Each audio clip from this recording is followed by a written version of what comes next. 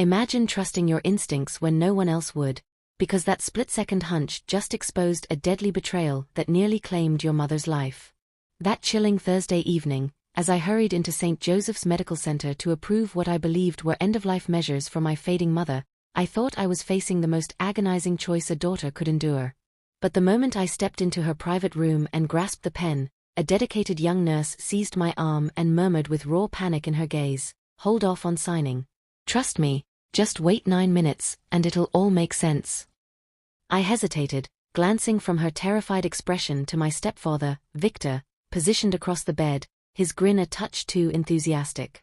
Little did I know that in precisely 9 minutes, I'd be staring at surveillance video that would shatter my reality, revealing the woman who'd raised me alone for over 50 years was targeted not by her sudden illness, but by the very people hovering nearest to her.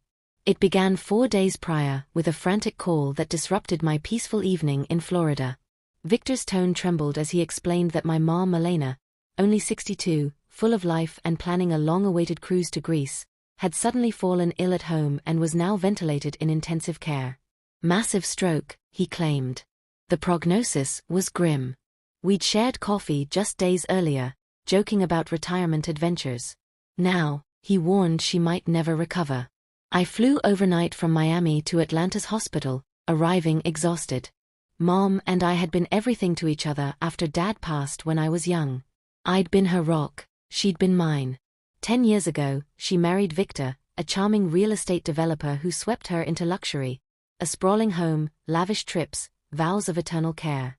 At 1 a.m., Victor greeted me tearfully in her room, embracing me tightly.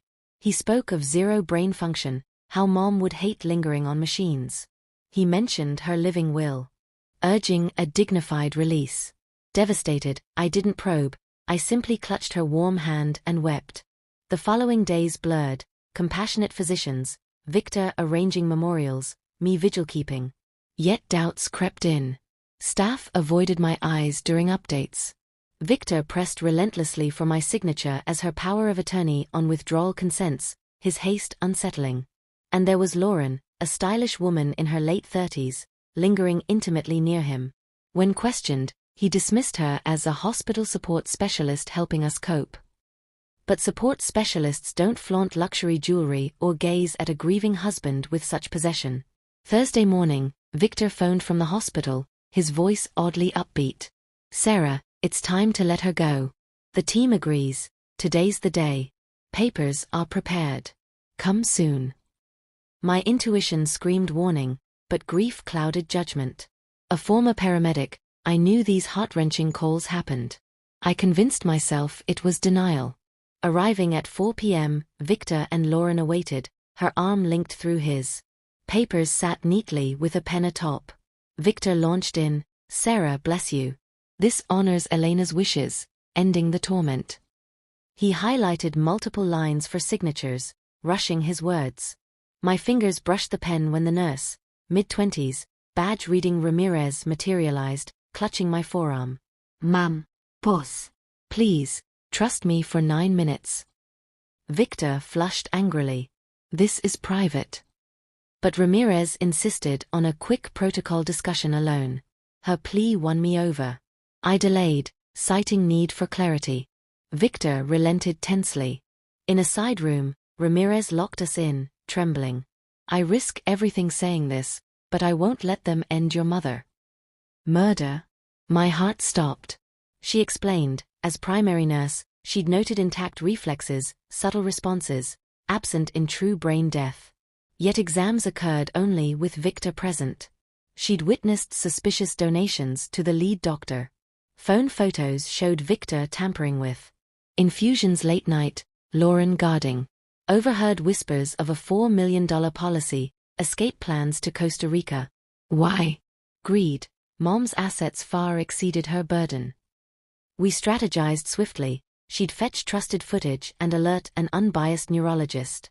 I'd return, stall, provoke slips, while she enabled room audio capture. Back inside, I feigned readiness but probed, timelines, scans, costs. Victor slipped on money concerns, Lauren on their future. I rakasta privata farà ell moments. Alone with Mom, I whispered encouragement, and caught her fingers twitch faintly. Ramirez returned, oversedation confirmed, reductions ordered. Footage damning. Victor injecting pre-collapse, bribes affairs. Police en route. I lured them back, ready now. Held the pen dramatically. Then confronted, how long have you plotted to murder my mother for her fortune? Panic erupted. Denials flew, until Dr. Hayes burst in with officers. Arrests followed amid protests. Mom transferred safely. 36 hours later, her eyes opened. Sarah. Weak, bewildered, but alive.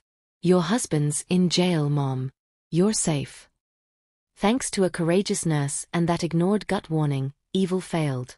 Instincts aren't paranoia, they're lifelines.